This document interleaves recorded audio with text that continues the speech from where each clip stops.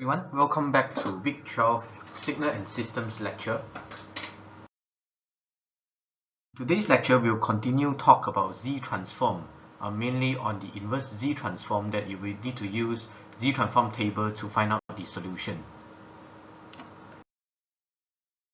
So similar to the Laplace transform, when we do inverse Z transform, I don't expect you to do the integrations because this will involve the contour integrals which you have not learned in your syllabus. So what I expect you to do is to refer to the Z transform table, and therefore you will need to break down your systems from a complicated system, break down into small subsystems added together, and then each subsystem refers to the Z transform table to find out the inverse of it. So there are two ways, not say two ways, but there are two steps that you need to do in order to find out the individual small subsystems.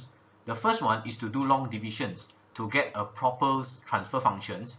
Then the second is to use partial fraction expansion to expand that transfer function into multiple small transfer function. Then you'll be able to apply the Z transform table to solve the inverse Z transform problems here. And lastly, I'll introduce you to the properties of Z transform, which is very similar to the properties of Laplace transform. And this topic is the last of LO3, which is to apply Laplace transform and Z transforms for transfer functions and solve differential equation. Like I mentioned before, to do the inverse Z transform, from the formula itself, you will need to do the contour integrals, which you have not learned in your syllabus, which is represented by the integrals with a circle sign in the middle. So we try to avoid doing this complicated and tedious integral. So therefore, we make use of Z transform tables to find his inverse pair. So we have two steps, not really methods. Both are really needed to obtain the Z transform pair. The first step is to create a long division from your Z transform transfer function first. Then the leftover, you will need to do partial fraction expansions to break it down into small subsystems that has maximum power of Z negative 2. So most of the terms should be just Z negative 1, power of Z negative 1. This is a sample of a Z transform table, and it is very similar to Laplace transform table in the sense that it also has the regions of convergence. And for different region of convergence, although you get the similar Z transform, you might have different signals in the time domain as well. So it depends on the region of convergence, whether is it greater than certain numbers or smaller than certain numbers. And please take note that this region of convergence are all within circle, meaning that we have modulus of Z greater than 1, meaning that we have a unit circle that has the radius of 1, where the radius of the circles is denoted by Z, or modulus of Z. And therefore, if it's greater than 1, meaning that it's outside the circle in this form. When it's smaller than 1 or any other number, it means inside the circles. And sometimes when you have a few different terms together, you might get certain special region of convergence, such as having your regions of convergence bounded within the ring, meaning it must be greater than certain number and then smaller than certain other numbers. So that is all you can get from the Z transform table. You don't have to do the integrals by yourself. Right, so let us take a look at these examples. Find the inverse Z transform of the following systems, where it is given for the Z transform transfer functions of 3 divided by 1 plus 3/3 of Z power to negative 1. So if you look at the table entries, number 5, you will see these particular forms, which is very similar to what it is here.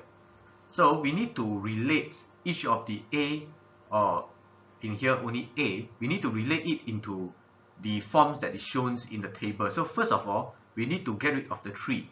So what we can do is that instead of writing a 3 on the numerators, we can factorize the 3 out. So it becomes 3 over 1 plus 3/4 Z negative 1. And then second, you need to make sure that this is in a negative A form. So we can further write it down as this. Instead of writing 1 plus 3/4 of z, so this one become 1 minus negative 3/4 of z. So this whole variables become a. Then we can apply the z transforms table to find out what is the inverse of it. So this become negative 3/4 power to n u power to u to n. And then remember, you need to multiply by a 3 in front, so there is a 3 here. So that will be the final answers for, okay, let me erase this so that you can see clearer. That will be the final answers for these questions in time domain, in a discrete time domain. And for the next examples, you will see that these particular transfer functions is actually exactly the same as the previous example. But now our region of convergence, instead of going outwards from a circle, it is now going inwards from the circle. So by referring to the table entry number 6, the solution is actually negative a power to n multiplied by u of negative n negative 1. So just now we have already identified what is our a, which is negative 3/4. So we just need to put everything up here, negative 3/4n multiplied by 3 because we factorize the 3 out, and then we write the u to the negative n negative 1. This is due to the regions of convergence, just like the Laplace transform case where you can have two different inverse Laplace transform, even though you have the same transfer functions, but with different regions of convergence. Alright, next we have the final examples for the inverse Z transform for the systems. And this system is a little bit unusual. Because why do I say unusual? Because most of the systems are in terms of numerators divided by denominators, just like our Laplace transform case. But this one has 3 individual terms only, without any divisions. So what we can do is that we can break this down into each of the terms to find out the inverse Z transform of them, and then we add them up again. So by referring to the table entry, we know that this z power to negative 1 is just delta n minus 1, and z negative 3 is just delta n minus 3, and for 1 will just be delta n. So we can just write each of the individual terms where delta n responds to number 1, n minus 1 responds to z negative 1, and n minus 3 responds to z negative 3. And then we just need to add them up together, and this will be our final answer. And we can do this because for the transfer function, it only applies to linear time invariant systems. Therefore, the superposition principles apply here. Next, let us look at the general forms of transfer functions in Z domain and what we can do to find the inverse Z transform for that transfer functions. So generally, in a systems, your Z transform transfer functions will have a polynomials of numerators in terms of z power to negative 1 divided by polynomial of denominators of z power of negative 1. So each of them will go increase power up to certain different power. So for example, the numerators in general we say up to power negative n, and the denominators is up to power of negative n. And as I mentioned in the Laplace transform as well, so a proper transfer functions meaning that the power of the denominator is greater than the power of the numerator, and this is called a proper transfer functions. If your form is in proper transfer functions, you can directly perform partial fraction expansions. But if it's improper transfer functions, let's say your m is greater or equals to n, then you need to do a long division first. Then only you do the partial fractions expansions, which I will discuss it in the next few slides. So this is what I meant earlier. So when you have n greater than m, this one we call it proper transfer functions. Same case as the Laplace transform. We must have the denominator power to be higher than the numerator power. So for the other one, it's called the improper transfer functions, where we need to apply long divisions. So this one is just long divisions and then apply the partial fractions expansion. This one you can directly apply partial fractions expansions. this similar pole exists or multiple poles exist in the same systems, or we shouldn't write okay, poles here, you should be understand what is poles already. Poles basically is a factor on the denominators. So we have similar factors on the denominator that exist, then we need to do some of the special case in partial fraction expansion. So let us look at the first example. And when you look at these examples, you see that the denominators has up to z power of -2, but numerator has up to z power of -1 only. You know that this is a proper transfer function. For proper transfer functions, it is very straightforward. You can directly apply the partial fraction expansions to obtain the final results. So the first step, we divide our poles or divide the denominators into two different factors. Because this is power to 2, so we know that definitely there are two different factors over here. So to divide this into two different factors, sometimes is rather difficult to look at it, because you are used to divide it in the other way. So let me show you what do I mean here. So this one, you want to factorize it into two different parts. So this one will be 1, this one will be 1, and you have z on both sides. Then you have to notice the multiplier on z will be 1/6, and added up on z will be -5/6. So this one will be negative side, and this will be 1, 2, and 1, 3. So that 1, 2 plus 1, 3 is 5/6. But one way you can do it quite straightforward way is that what you can do is that you multiply everything by z squared. In this case, you get z squared minus 5/6z and plus 1/6. Then you divide it, you make it into two different factor. This way is more straightforward. Just now I forgot to put here, there should be -1 here. This is more straightforward because you are used to this one now. It's just zz, and then 1, 6 is 1, 2 and 1, 3, and then 5, 6 is the correct one. So what you need to do is that after you reach this step, you just do one more extra step to write it as z -1 to the other side. Yeah, then you'll get the same answer. So that is how you can get the factors out from this z power of negative number. Because negative number sometimes very difficult for you to visualize the factorizations. So why not just make it positive? Just multiply everything by z and then factor it, and then divide everything by z again. So that is the tips to do that.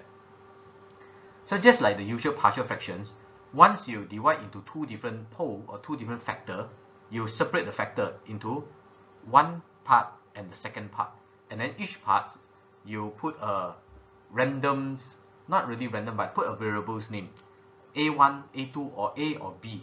Then later on you will need to find out what is this a1 and a2, or a or b.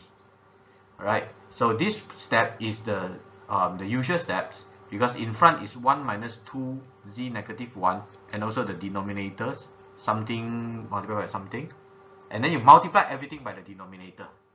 So you get 1 minus 2z -1, a1 multiplied by 1 minus 3, 1/3 of z -1, and then a2 multiplied by 1 minus 1/2 of z -1.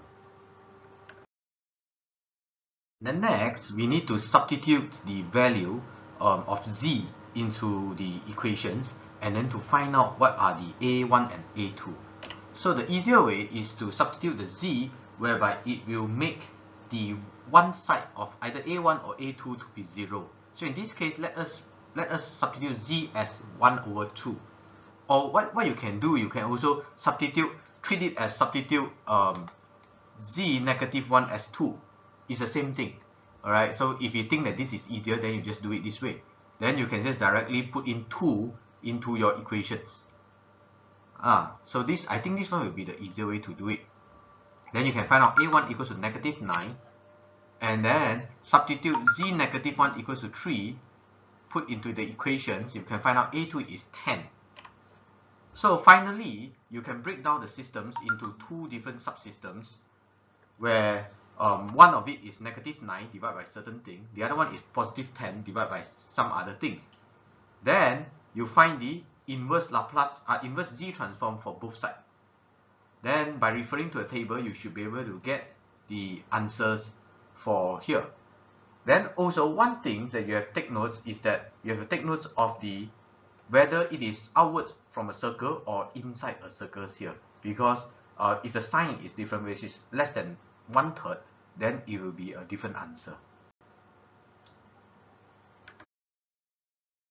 So let us look at the second case where we have improper transfer functions. Improper means that the power of the numerators is greater than the power of the denominator.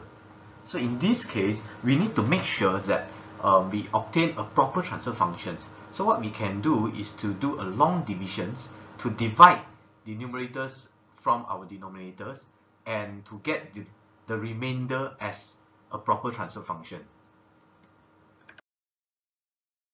Try to do a long divisions for this question first. So in order to do long divisions, what you need to do is to write them in reverse order, because we want to see that Z of negative highest power to exist first. So let us write over here 6Z negative 3 minus 5Z negative 2 plus 2Z negative 1 plus 1, and we make it divided by the same thing happens here, 2Z negative 2 minus 3Z negative 1 plus 1. So now let us do it one by one. So how do we change 2Z negative 2 to 6Z negative 3? We multiply by 3Z negative 1.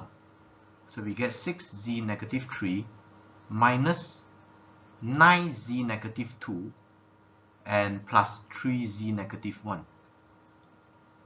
Then to take the remainder, 1 plus 2 minus 3 is negative 1. So it's negative Z minus 1. Minus 5 minus negative 9. So it becomes 4. Alright, 4Z negative 2. And therefore, we just have 2 over here. So when you have 2, then become, alright, I will write in green color so that you can see it, visualize it easier.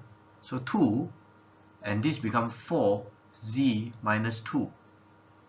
Negative of 6Z minus 1 plus 2.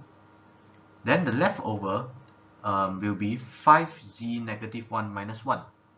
So that is the final. So we can write HZ as 3Z minus 1 plus 2 plus, and the denominator will be the same. I will just ignore here. It will be the same as 1 minus this one, 1 minus Z negative 1 plus 2Z negative 2. Then the numerators will be the remainder, Z minus 1. So if we arrange it properly, we will get the subsystems as shown over here. We have a single 2, and then we have 3Z minus 1, and then we have the whole chunk of systems. And then the next step that we need to do is to work on a partial fractions on these proper systems. So to work on a partial fraction, I will not repeat that anymore. It just equals to A over certain thing plus B over something else, and then you find out, substitute Z into it to find out what is your A and B. So you will arrive at this final answer. Then each of these individual terms, you just need to refer to the Laplace transform, Z transform table to find out the final solutions of it. So the final answers for these examples will be 2 delta n plus 3 delta n minus 1, negative 4 un plus 3 multiplied by 2 power of n and un. Okay, let us look at another examples on doing partial fractions. So in these examples, we have repeated roots. So once we have repeated roots, it's similar to our Laplace transform case.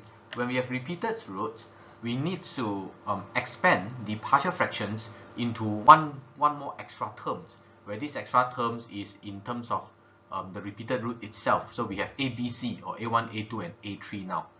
Then we multiply all the whole equations by the denominator itself, we should get a final so the final equations that looks like this, with A1, A2 and A3 over here.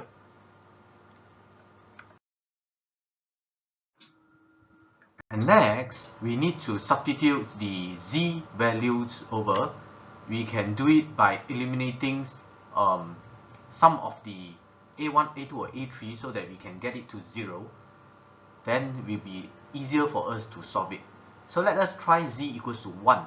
In this case, when we substitute z equals to 1, we left with A1 only. And A1 is given, is calculated as 4 if you just do the reverse calculations of that. Then we have z equals to 2, or the other way, z negative 1 equals to 2. Then we substitute it into it so that we get A1 and A2 are both 0, because when you substitute 2 into this one, these two are both 0. Then we can get A3. And lastly, you substitute z equals to any other numbers, because there is no more other numbers that can make one of the A1 or A2 or A3 to be 0. So we just substitute a random number. Of course, it cannot be 0. You cannot substitute 0 because then you wouldn't find out what is z negative 1. So let us try z equals to 2 or z negative 1 equals to half. Then after you substitute it, you bring in your A1, A2, A1 and A3 value as well, your A1 value and your A3 value, and then you can find out what is the leftover for A2. In this case, it's negative 2. And so, if you write them up in each individual terms, you will get these three terms: 4 over 1 minus z negative 1, 2 over 1 minus half of z negative 1, and 2 over 1 minus half of z negative 1, and the whole thing squared up.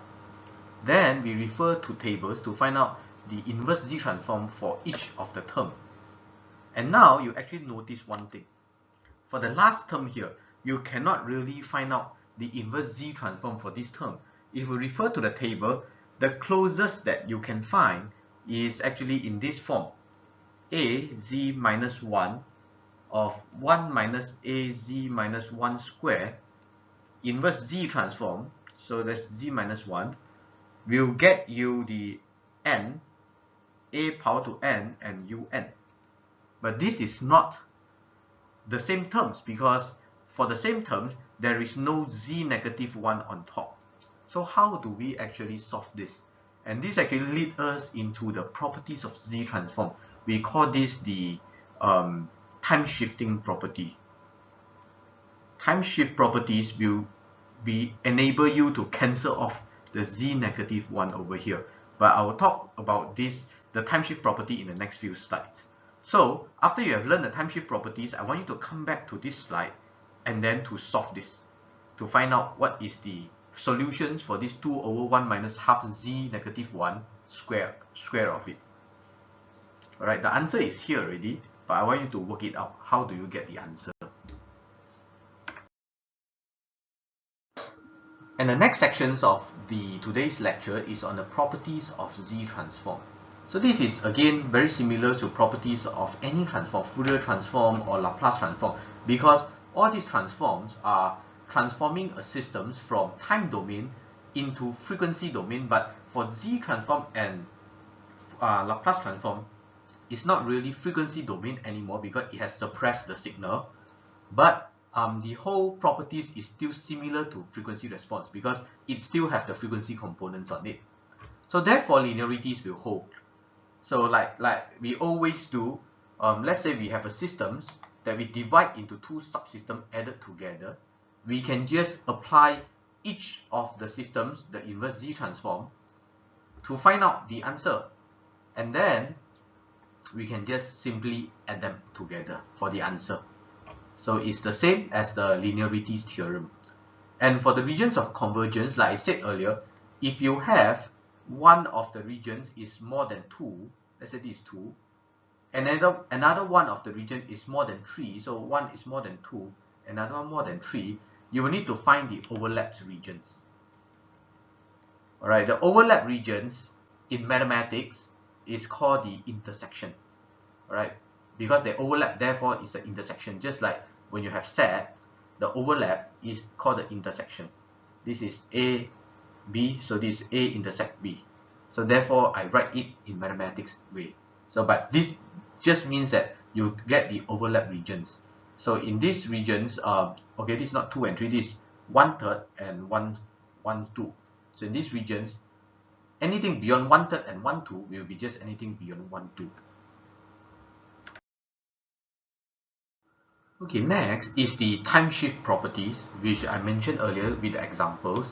So if we have a the Z transform of a systems and multiply by Z power to negative beta, this is equivalent to having the inverse Z transform of that systems, but shifting the times by negative beta time step. So if you look at certain example, this delta n, if you do the Z transform, you will get 1. So now this is delta n minus 3, meaning that the time has shifted by 3 time steps.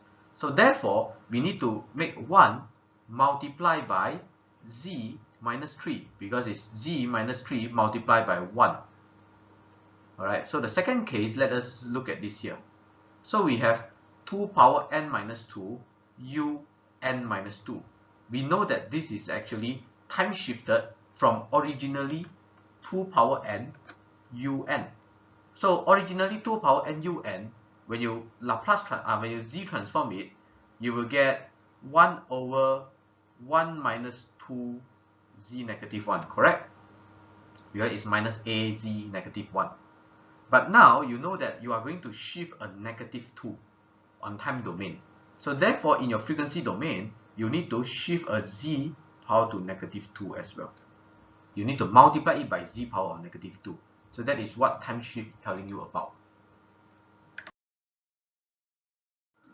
Next is time reversal. Time reversal is very different from time shift in Z transform. Time reversals will just need you to invert your Z. So for every Z, you just change it to 1 over Z, that's all.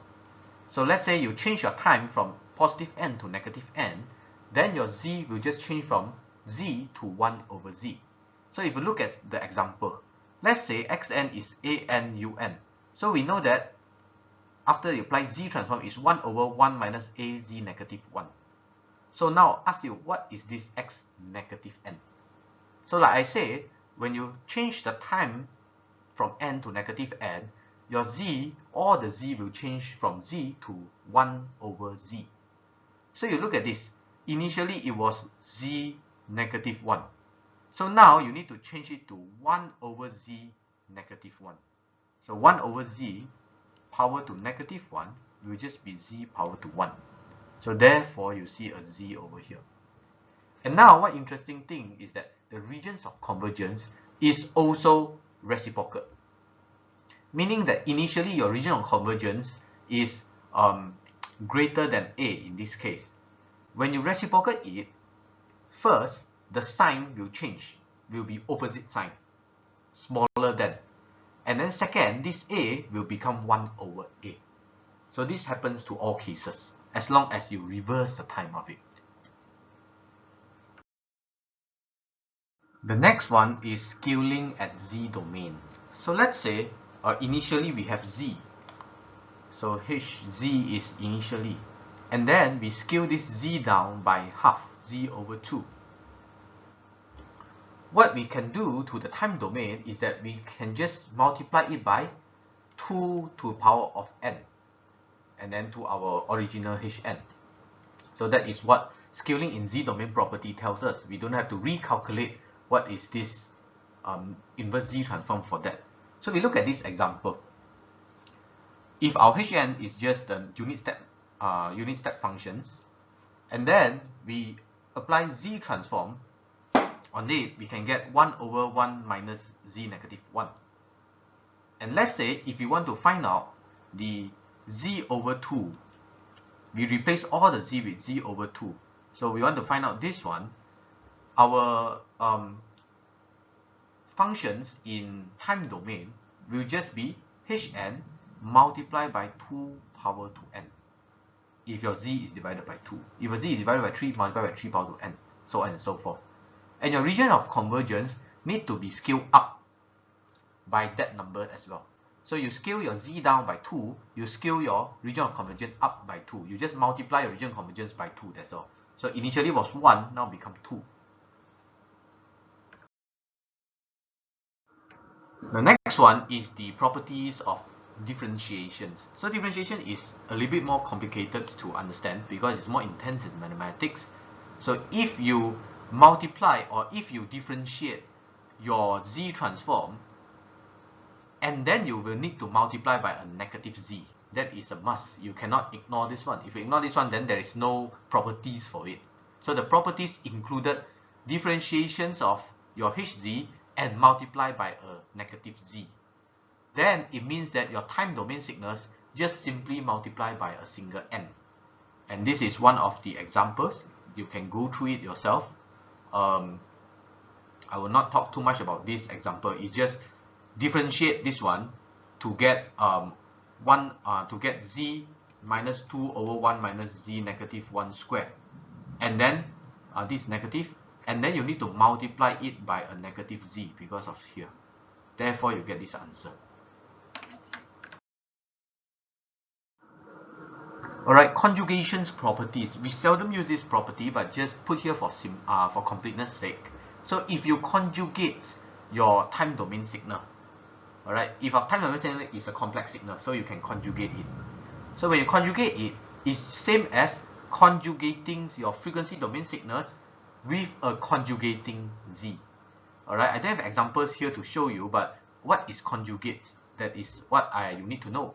Conjugate basically means you to change 2 plus 3j to 2 minus 3j. Is to change the sign of your imaginary parts. That's all. So this one is just for your information. It will not be tested in your syllabus here. It's just for completeness. And lastly is the theorem of convolutions. And you already know in all transform, convolutions in time domain is a multiplications in frequency domain. So z transform is the same. You convolute in time domain is a multiplications in z domain. So nothing much I will elaborate here. Okay, so that is all for the z transform lectures for this week and last week. So you have learned about z transform, inverse z transform, but I don't expect you to do the integrals. You are expected to refer to the tables, and therefore you need to break down complicated systems into smaller systems. How you can do that is that you can apply long divisions if a system is not proper to find a proper system. Then your proper system can apply partial fraction expansion to find out small subsystems. Then each of the subsystem, you should be able to find out the solutions of inverse z transform from the table itself.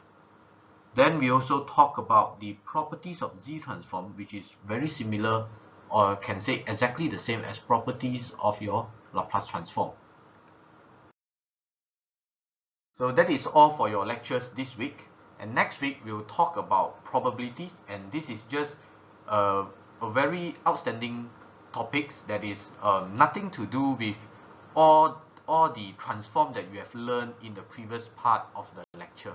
So it is a standalone topics on probability, and it's kind of like the introductions to probabilities, more on statistics. So how we can process our data to see the means and variance of our data, and so on and so forth. So I'll see you guys next week.